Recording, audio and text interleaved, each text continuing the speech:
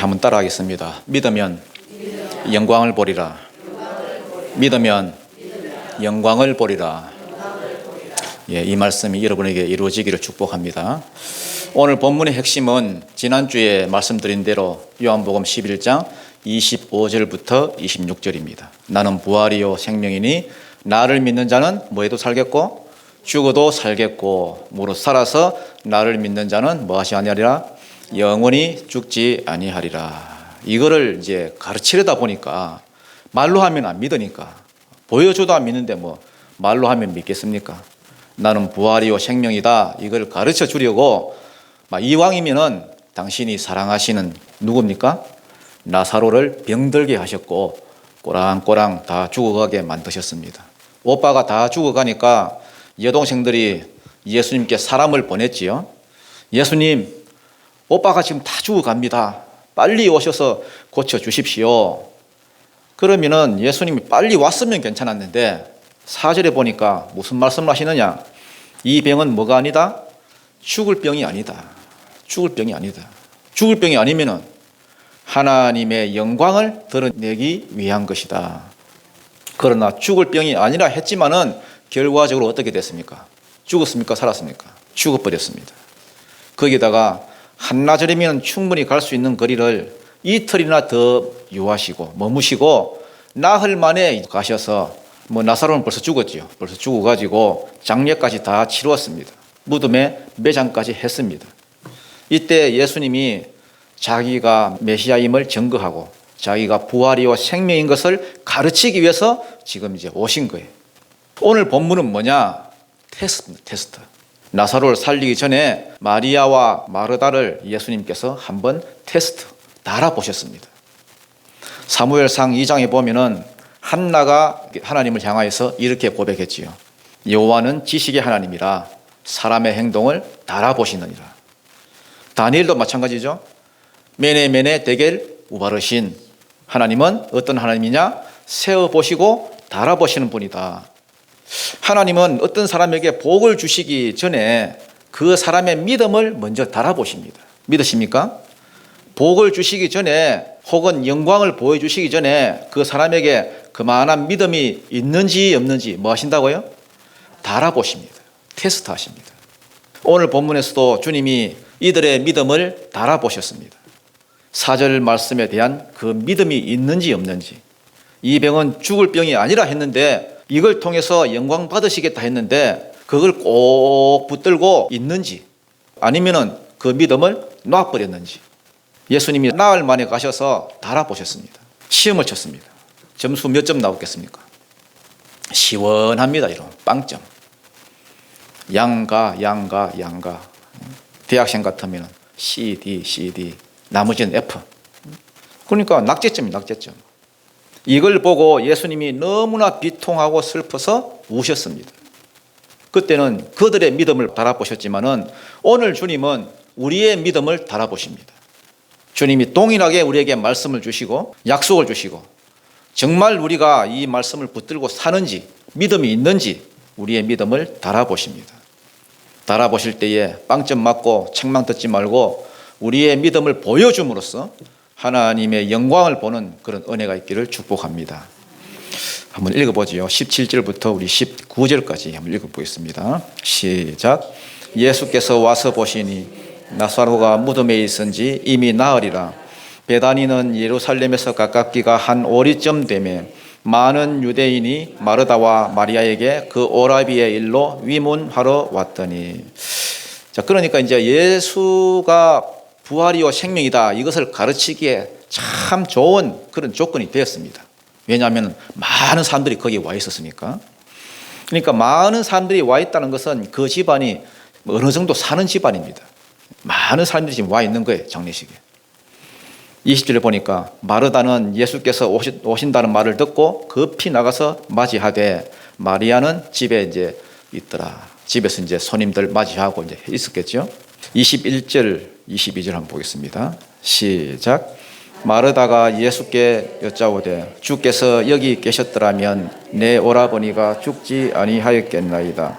그러나 나는 이제라도 주께서 무엇이든지 하나님께 구하는 것을 하나님이 주실 줄을 아나이다. 마르다가 예수님을 딱 보는 순간 너무나 막 아쉬운 거예요. 안타깝고. 아니, 당신만 여기 좀 있었더라면 안 죽었을 텐데. 그런데 왜 이제 왔냐는 거예요, 지금. 왜? 지금은 뭐 했기 때문에? 죽었기 때문에. 죽은 지 나흘이나 지났고 벌써 썩어서 냄새가 나기 때문에. 살아날 희망이 있다는 말입니까? 없다는 말입니까? 없다는 말입니다. 당신만 좀 여기 있었으면 오빠가 안 죽었을 건데. 그 말을 듣고 예수님이 뭐라고 하십니까? 23절 24절입니다. 시작. 예수께서 이르시되 내 오라비가 다시 살아나리라. 마르다가 이르되 마지막 날 부활 때에는 다시 살아날 줄을 내가 아나이다. 이게 마르다의 한계예요, 한계. 마지막 날 부활 때에는 내가 살아날 줄 믿습니다. 지금 살아나는 것은 안 믿는다는 거예요. 한계를 딱 짓습니다.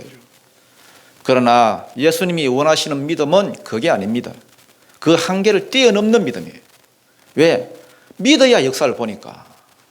믿음은 바라는 것들의 실상이라 했는데 믿어야 실상을 보는데 안 믿으니까 지금 역사를 못 보는 겁니다. 장차 내가 천국 가는 것은 믿어. 그렇지만은 지금 이 땅에서 천국의 삶을 사는 것은 안 믿는 거예요. 2000년 전에 병자들이 다 고침을 받고 나은 것은 믿어. 예수님께서 고치신 믿어. 그러나 지금 나를 고치신다는 것은 안 믿어. 지금 역사하는 것은 안 믿는 거예요. 그러니까 예수님이 뭐라고 하셨느냐? 25절 26절입니다. 시작. 예수께서 이르시되 나는 부활이요 생명이니 나를 믿는 자는 죽어도 살겠고 무릇 살아서 나를 믿는 자는 영원히 죽지 아니하리니 이것을 네가 믿느냐? 나는 부활이요 생명이니 이게 현재형으로 되어 있습니다. 현재형.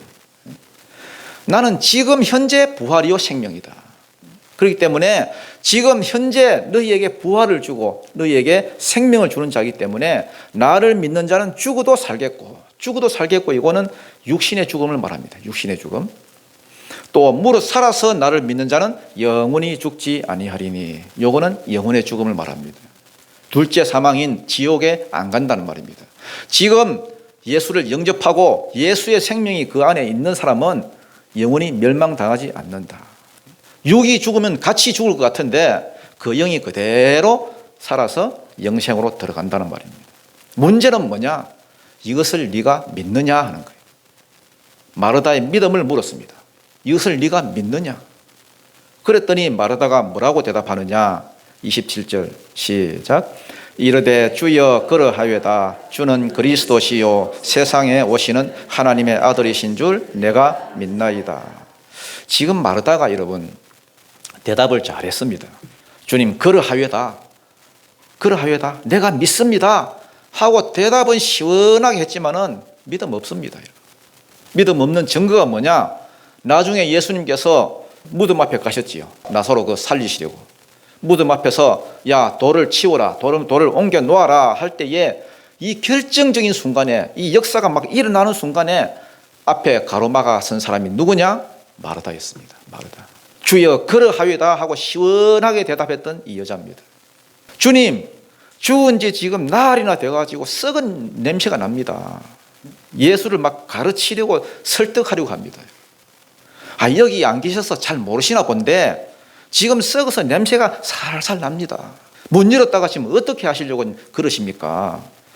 막 믿음 없는 지상식을 가지고 예수를 막 설득하려고 합니다. 그러시면 안 된다고. 지금 무슨 짓이냐고. 예수님은 이 나사로가 지금 산다고 했습니다.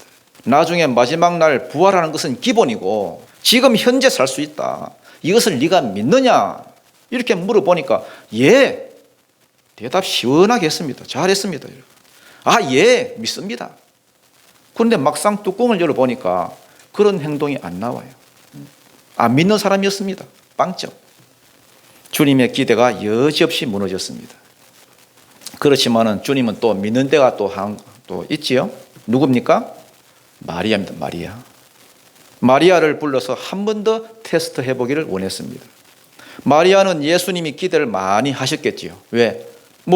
평소에 마리아는 수업 태도가 좋았으니까.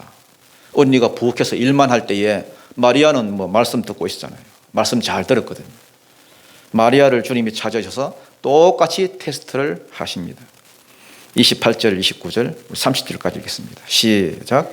이 말을 하고 돌아가서 가만히 그 자매 마리아를 불러 말하되 선생님이 오셔서 너를 부르신다 하니 마리아가 이 말을 듣고 급히 일어나 예수께 나아가며 예수는 아직 마을로 돌아오지 아니하고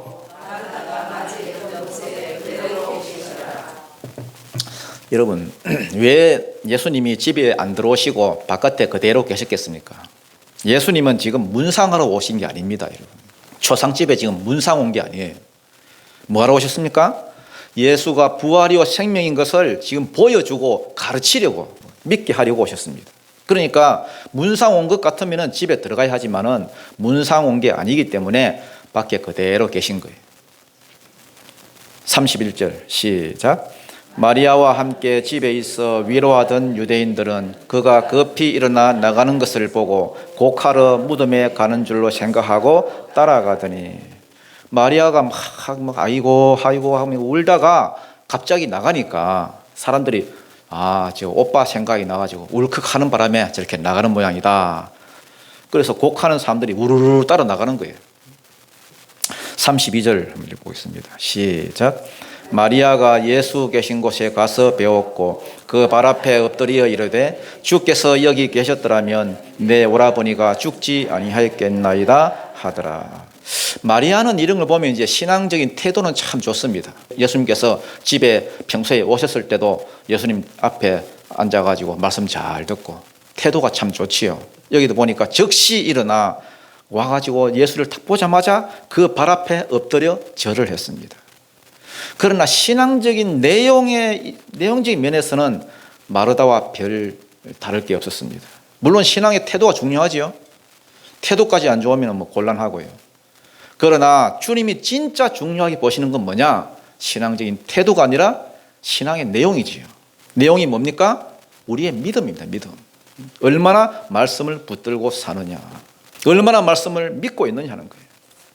하나님의 역사는 항상 이렇게 일어납니다. 이게 순서입니다. 순서. 우리에게 복이 오는 순서입니다. 항상 말씀부터 먼저 갑니다. 항상 말씀을 먼저 주시고 그 말씀을 내 것으로 붙들면 믿음이 있으면 그 믿음이 역사를 하게 됩니다. 믿음을 보시고 그대로 되게 하십니다. 항상 순서가 그렇습니다. 지금 이들이 받은 말씀은 뭡니까? 나는 부활이요 생명이다. 네 오라비가 다시 살 것이다. 하나님의 영광을 위한 병이지 죽을 병이 아니다. 이 말씀을 딱 받았습니다. 미리 사람을 통해서 받았습니다. 그러면은 이들이 진짜 믿음이 있는 사람이라면 지금 뭐라고 해야 됩니까? 예수님 앞에서. 아이고 예수님 지금이라도 오셨네요. 이 병은 죽을 병이 아니다 하셨지요. 하나님께서 영광 받으시기 위한 병이다 하셨지요. 내가 그 말씀을 믿습니다. 지금 죽어서 썩어서 냄새가 나지만은 주님 가십시다. 가셔서 우리 오라버니 뭐 하시고 살려주시고 하나님 영광을 드러내십시오. 이렇게 말해야 맞습니다, 여러분. 그런데 그런 모습은 전혀 없습니다. 마르다도 그렇고 마리아도 똑같습니다. 믿음은 온데간데 없고 원망부터 나옵니다. 원망부터. 아이고 주님이 여기 계셨더라면 우리 오라버니가 뭐 했을 것을? 안 죽었을 것을. 원망 반, 서운함 반, 안타까운 반. 일찍 오셨으면 안 죽었을 건데 왜 이렇게 늦게 오시냐는 거예요. 왜 이렇게. 이 안타까움과 원망이 똑같이 마리아에게도 있었습니다. 마리아 빵점. 33절입니다. 시작. 예수께서 그가 우는 것과 또 함께 온 유대인들이 오는 것을 보시고 심령의 비통이 여기시고 불쌍히 여기사. 마리아와 온 유대인들이 우는 것을 예수님이 뭐 하셨습니까? 보셨습니다. 주님은 우리의 믿음을 보고 계십니다. 뭘 보셨습니까? 우는 모습. 마리아 울지요. 마르다 울지요. 그 따라온 모든 유대인들 울지요. 아이고 하면서 여러분. 나사렛을 아끼던 사람들은 막 이게 다 뒤엉켜가지고 여러분 온 동네가 지금 막 곡소리. 막 같이 막 따라 울고 어린 애들은 또 못 모르고 울고 이 우는 모습을 보시고는 어떻게 하셨느냐? 첫 번째, 심령의 비통이 여기시고 가슴에 통증이 막 오듯이 막 가슴이 미어진다는 거예요. 예수님 비통히 여기시고, 그 다음 뭐하게 여기사? 불쌍히 여기사. 요 불쌍히 여긴다마는 이 옛날 성경이 참 더 좋은 것 같은데, 민망히 여기사 이렇게 되어 있습니다. 민망히 여기사. 이 타라소란 말인데요, 타라소. 몸을 막 부들부들 떨었다는 거예요, 예수님께서. 상식적으로 보면, 아니 이게 뭐 그렇게 뭐 비통이 여기고 뭐 몸을 부들부들 떨 일입니까 이게? 아니 여동생이 오빠의 죽음을 놓고 울고 있는데 예수님이 야 정말 슬퍼서 우는 모양이다, 저런 모양이다 이렇게 생각해야지. 그걸 보고 너무너무 화가 나가지고 막 하고 막 떨면 됩니까 여러분? 예수님은요 기대했던 게 있습니다. 예수님은 예루살렘에 올라오실 때마다 이 집에 들려서 가지고요, 오며 가면 들려서 말씀 전하시고요, 또 갈릴리 가실 때도 이 집에 들려가지고 또 말씀 전하시고, 그때마다 습관적으로 마르다는 부엌에 가서 뭘 좀 대접하고 하고 또 대접도 하고, 또 마리아는 습관적으로 예수님 발 앞에 앉아서 말씀 듣고. 그래서 마리아한테는 예수님이 뭔가 기대하는 게 있었습니다. 그런데 마리아도 똑같은 짓을 하는 걸 보면서 주님이 너무너무 지금 마음이 아픈 거예요 지금. 왜? 믿어야 이 복이 자기 것이 되는데, 믿어야 주님께서 부활이요 생명이 되는 것을 자기도 지금 맛을 보는데, 예수님이 지 오빠 살려주는 것은 기본이고, 예수님도 이걸 통해서 지금 죽어서 부활하실 것을 지금 가르쳐주고 싶은데, 지금 좀 있으면 십자가 지시는데, 장차 자기에게 그 붙은 자들도 계속해서 부활과 생명을 주어서 영생에 이르게 할 것이라는 것을, 이 복음을, 이 사건을 통해서 지금 가르치려고 하시는데, 뭔가 믿는 자가 나와야 될 건데 믿는 자가 없었습니다. 마가복음 11장 12절에 보면은 예수님이 열매 없는 무화과 나무를 저주하신 사건이 나오죠. 멀리서 보니까 무화과 나무가 잎이 무성해. 이렇게. 그런데 열매가 있나 하고 가까이 가서 봤더니 열매가 1도 없어요. 열매가 없으니까 예수님이 진노하셔서 그 자리에서 저주하셨습니다. 앞으로 다시는 네가 열매를 맺지 못할 것이다. 그러고 나서 그 다음날 가서 보니까 제자들이 그걸 발견했어요. 예수님, 무화과 나무가 뿌리째 지금 말랐더이다. 그때 예수님이 하신 말씀이 나를 믿어라. 믿으면 네 산들어 들려서 저쪽으로 바다에 빠지라 해도 그대로 될 것이다. 이 이야기를 하면서 뭐라고 기록되어 있냐 하면은, 왜 이 무화과 나무에 열매가 없었느냐 그 당시. 이는 아직 때가 아닙니다. 무화과 열매가 달릴 때가 아니라는 거예요.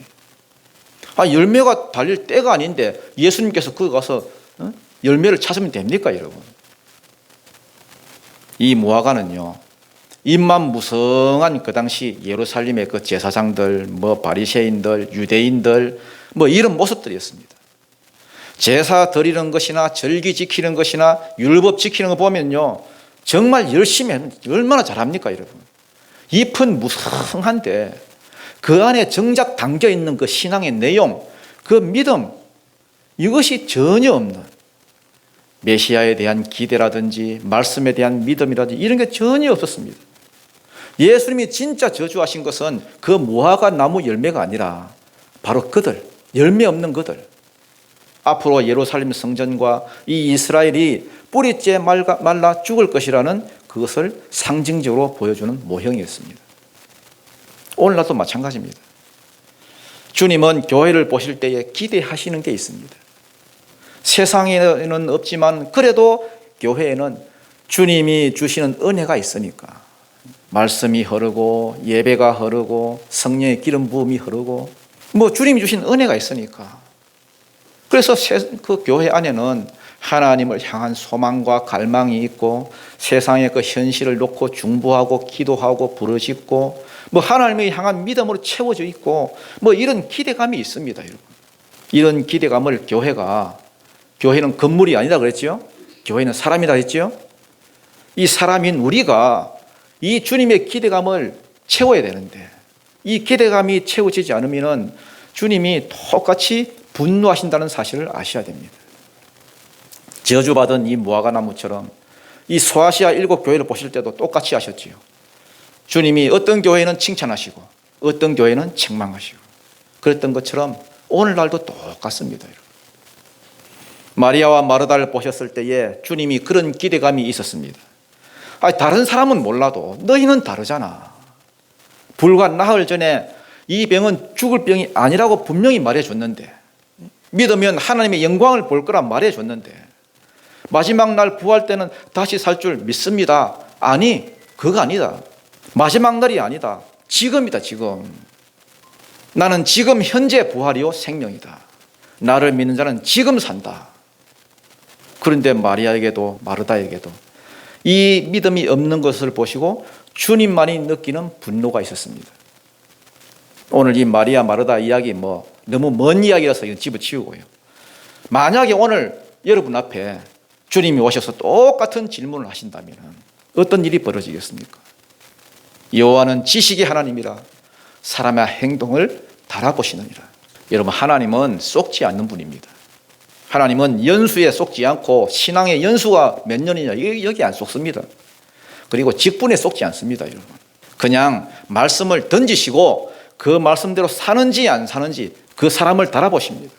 그리고 기뻐하시든지 책망하시든지 둘 중에 하나입니다. 믿음이 없이는 하나님을 기쁘시게 하지 못하나니 우리가 하나님을 무슨 수로 기쁘시게 하겠습니까? 오직 믿음 외에는 없습니다. 여러분에게 믿음이 있으면 주님이 기뻐하실 거고, 믿음이 없으면 책망하실 것입니다. 35절 읽겠습니다. 몇 절입니까? 34절 35절입니까? 시작. 이르시되 그를 어디 두었느냐 이르되 주여 와서 보옵소서 하니 예수께서 눈물을 흘리시더라. 예수께서 눈물을 흘리시더라. 이게 이제 성경에서 가장 짧은 절이에요. 딱 두 단어로 되어 있습니다. 예수께서 눈물을 흘리시더라. 그 전에 보니까 그를 어디 두었느냐 물었습니다. 믿음은 없지만은 강제 은혜를 베푸시기로 마음먹었습니다. 왜? 처음에 약속을 하셨으니까. 이 병은 죽을 병이 아니라 하셨고, 또 네 오라비가 다시 살리라 하셨으니까 제일 좋은 것은 그 믿음 붙들고 있다가 주님 오셨네요, 살려주세요, 이렇게 하는 것이 제일 좋지만은 이제는 강제로라도 은혜를 베풀어야 되겠다. 왜? 내가 부활이와 생명됨을 지금이라도 지금 가르쳐야 되니까. 지금이라도 믿어라. 지금이라도. 믿음이 없어도 강제 은혜를 지금 주시는 거예요. 그를 어디에 두었느냐 묻습니다. 이르되 주여 와서 보시옵소서. 그러니까 예수께서 눈물을 흘리시더라. 좀 보면은 어떻게 보면 좀 뜬금이 없지요. 예수께서 눈물을 흘리시더라. 예수님이 왜 우셨겠습니까, 여러분? 예수님이 왜 우셨겠어요? 네? 나사로가 죽어서 슬퍼서? 아닙니다, 여러분. 이제 곧 깨우면 일어날 건데, 살아날 건데 뭐가 슬퍼서 우셨겠습니까? 왜 예수님이 눈물을 흘리겠어요? 진짜 이게 눈물을 흘리신 이유는 나사로가 죽은 것이 아니고 진짜는 이들의 믿음이 죽은 거예요. 믿음.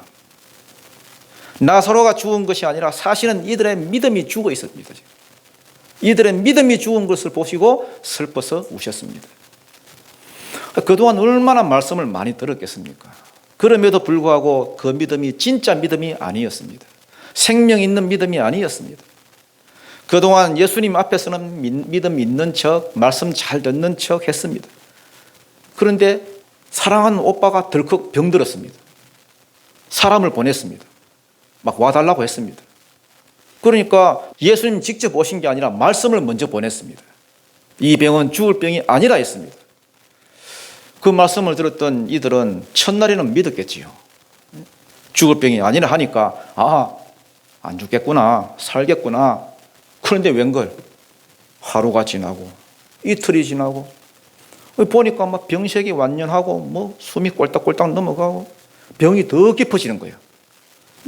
그러니까는 자기들 눈에 보이는 것은 말씀은 뒷전이고 자꾸 그 현상이 보이는 거예요. 현상, 환경이 보이고. 그러니까 막 의심이 생기죠. 그 다음부터는 환경이 크게 보입니다. 눈에 보이는 것. 아닌데, 죽을 병 아니라 했는데. 그러다가 아닌데, 죽을 것 같은데. 한쪽은 나타나는 현상, 죽어가는 그 모습. 다른 한쪽은 받은 말씀. 여기서만 왔다 갔다 하는 겁니다, 여러분. 조금 열이 좀 떨어지는 것 같으면은 말씀, 그렇지, 안 죽을 것 같아. 열이 확 오르면은 아니야, 죽을 것 같아. 막 그 사이에서 여러분 믿음은 막 너덜너덜해지는 거예요. 그러다가 오빠 나사로가 죽었습니다. 죽으니까 믿음도 택 죽었습니다. 지금도 여러분 똑같습니다. 여러분. 상황을 보고 믿음이 떨어지고, 질병을 보고 믿음이 떨어지고, 자식을 보고 믿음이 떨어지고, 살다 보면 그런 과정을 우리가 얼마나 많이 겪습니까, 여러분. 그러니까 교회 한 20년, 30년 다니면은 순수한 믿음이 다 사라져요. 처음 믿었던 그 믿음 나중에는 정말 너덜너덜해져 가지고요. 능력 하나도 없는 죽은 믿음, 그거 근근히 붙들고 지금 신앙생활을 하고 있는 거예요. 여러분, 사단 마귀는 싸우는데 전문가입니다. 여러분. 항상 우리의 싸움을 걸어옵니다. 유혹을 합니다. 흑암의 영, 죽음의 영이 계속 압박을 가합니다.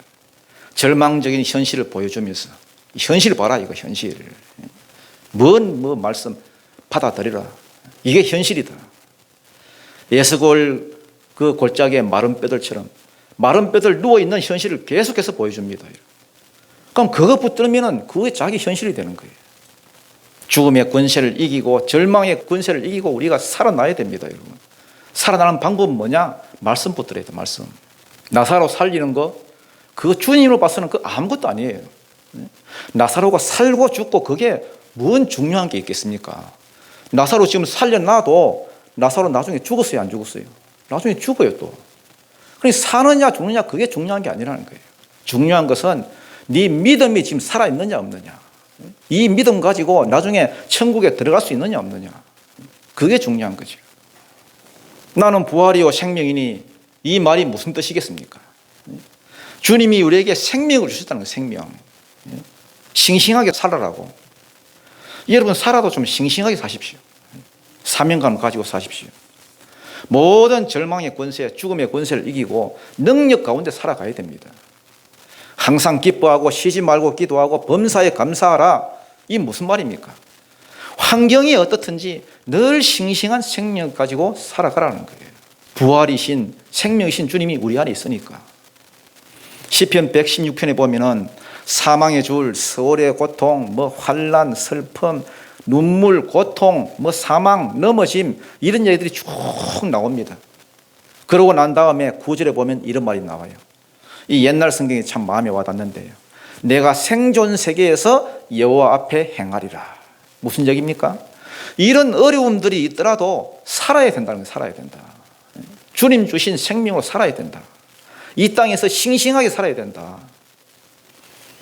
성령을 우리에게 주셨습니다. 성령이 하신 일이 뭡니까? 싱싱하게 살라는 거예요. 사명 이루어 살라는 겁니다. 생명의 영이 성령이기 때문에 죽음을 뛰어넘고 어둠을 물리치고 살라는 겁니다. 하나님께서 일하신다는 거예요. 우리가 싱싱하게 사명 이루어 살 때에 하나님께서 영광을 받으신다는 겁니다. 나사로에게 나흘이나 지금 지난 다음에 오신 이유가 뭡니까? 아브라함에게 아들 주시는 그 과정하고 똑같지요. 불가능한 상황을 지금 만들어 놓은 거예요. 우리는 시간이 자꾸만 길어지면요, 자꾸만 의심이 듭니다. 90세의 나이가 되고 99세의 나이가 되고 100세의 나이가 되고 시간이 길어지면은요, 믿음이 없는 그 사람이 볼 때는 다 절망이 자꾸 더해지는 거죠.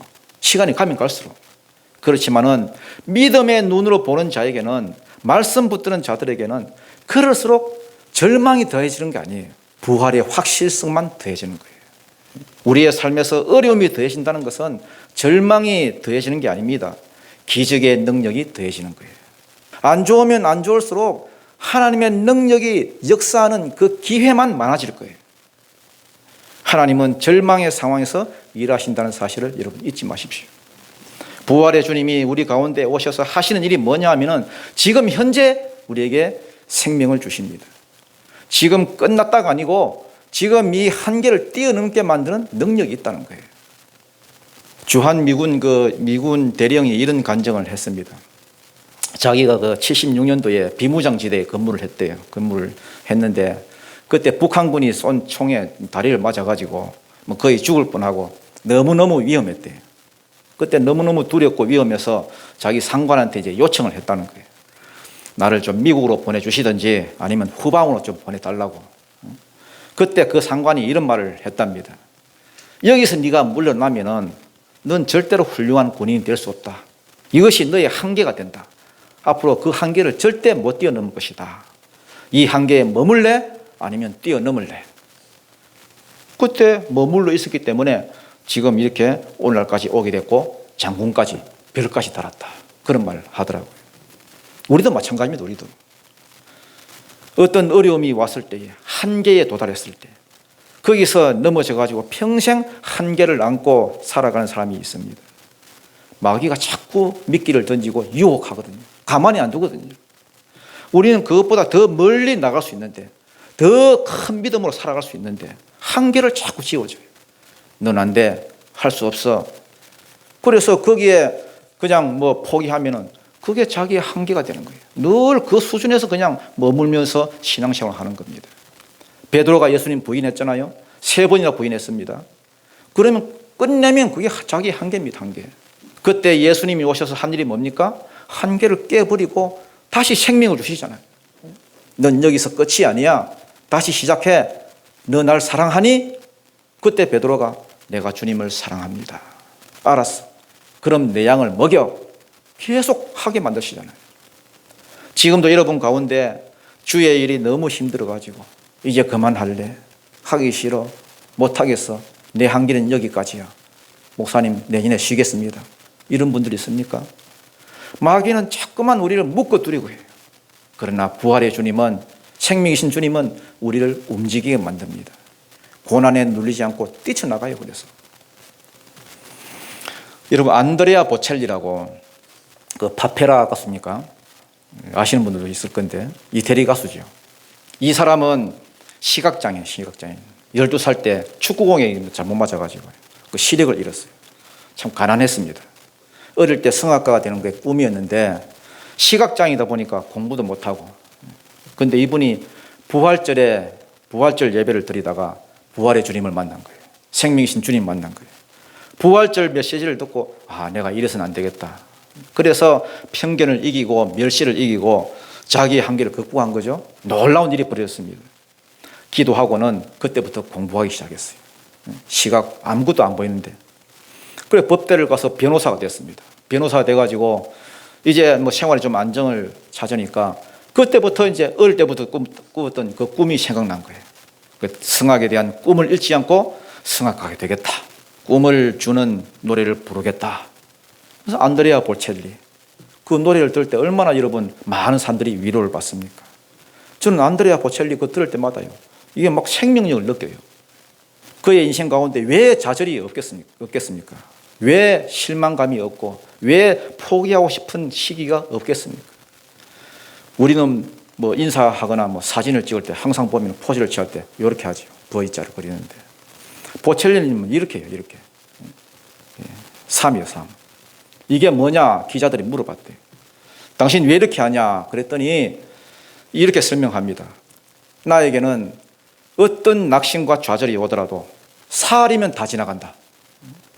이유가 뭐냐 했더니 예수님도 사흘 만에 부활했더냐고요. 단순하죠. 단순한 믿음.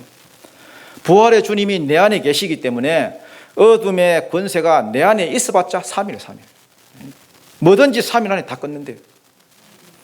어떤 고난과 어려움이 오더라도 부활의 주님이 계시기 때문에 참 놀라운 믿음 아닙니까? 바울과 실라 보세요.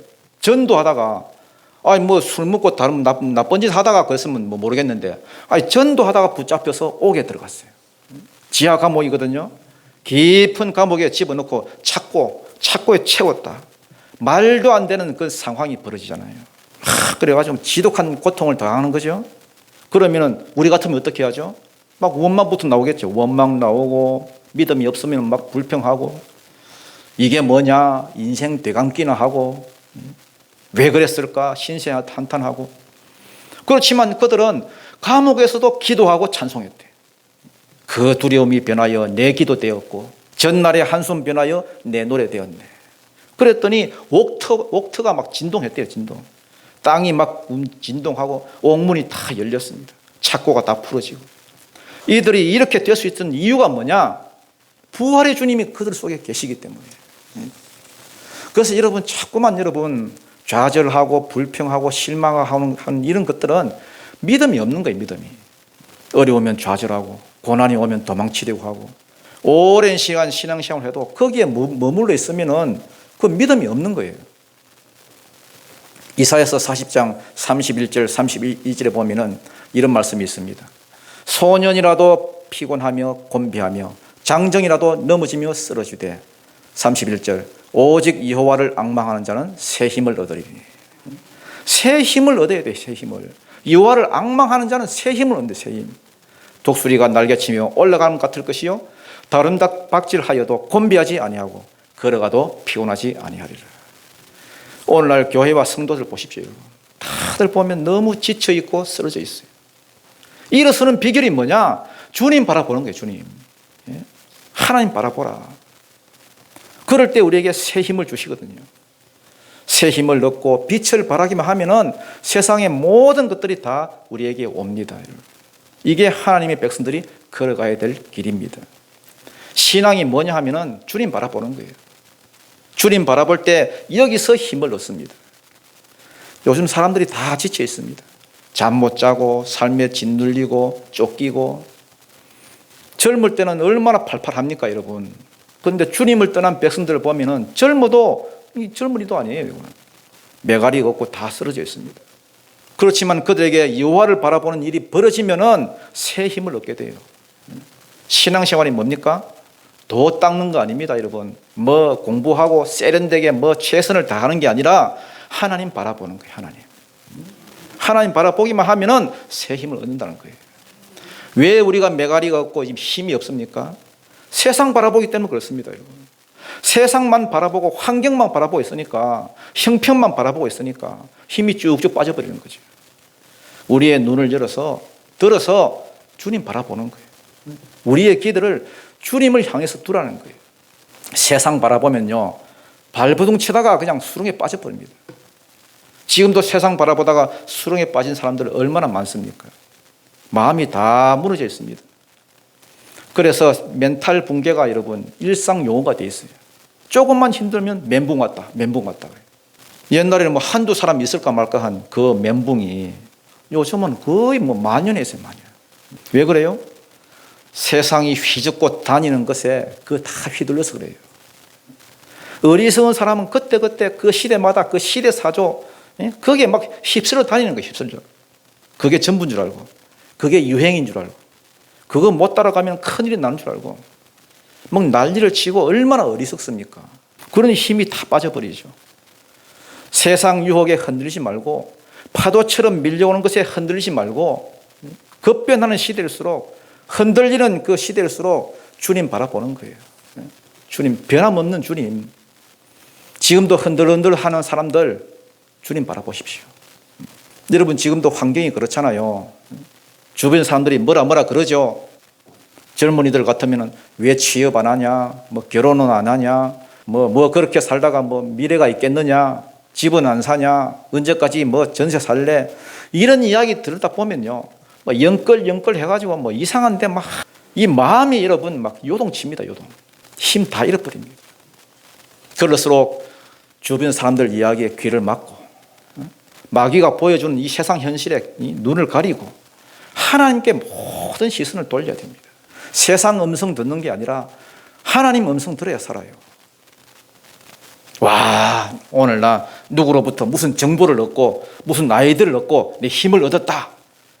그거 새 힘 아닙니다, 여러분. 새 힘은 하늘로부터 오는 거예요.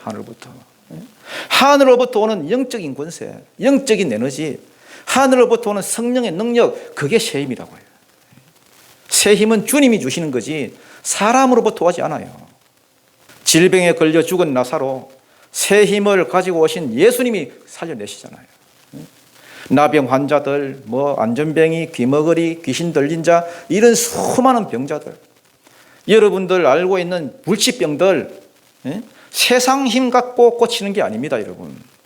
기도하고 하나님 앞에 부르짖을 때에 하늘로부터 오는 그러한 힘, 새 힘이 있어요, 새 힘. 예수님이 오셨을 때 다 치료가 됐습니다. 부활이요 생명이신 예수님.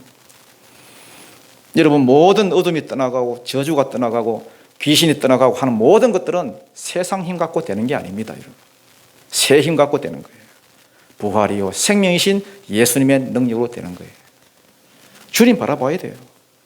우리는요 아무것도 없으니까 주님 바라보는 거예요. 주님께 소망을 두는 겁니다. 시편 43편 5절 내 영혼아 네가 어찌하여 낙심하며 어찌하여 내 속에서 불안해하는가. 소망을 하나님께 두라. 하나님께 소망을 두라.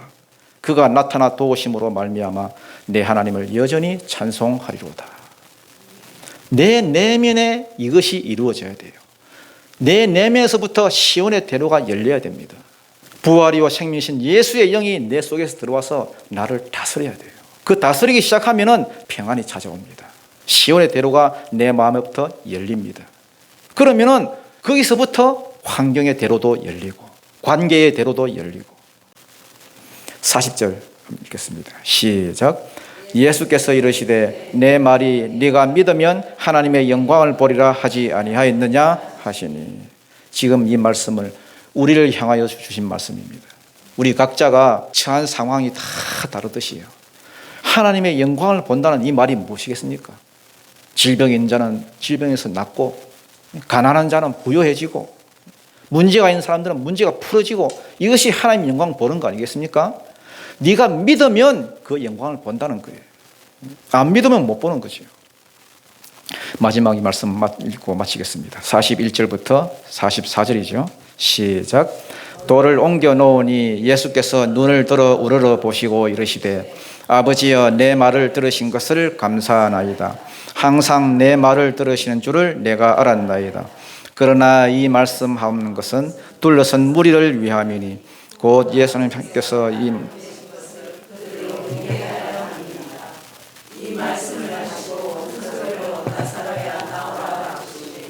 죽은 자가 수족을 배로 동인체로 나오는데 그 얼굴은 수족 예수께서 이르시되 풀어놓아 다니게 하라 하시니라. 나사로야 나오너라. 오늘 이 음성이 여러분 귀에 들리기를 축복합니다. 아무개야 나오너라. 아무개야 질병 가운데서 나오거라. 아무개야 가난 속에서 나오거라. 실패의 수렁에서 나오거라. 여러분 삶 가운데 믿음으로 하나님의 영광이 풀어지기를 주님 이름으로 축원드립니다. 기도드리겠습니다.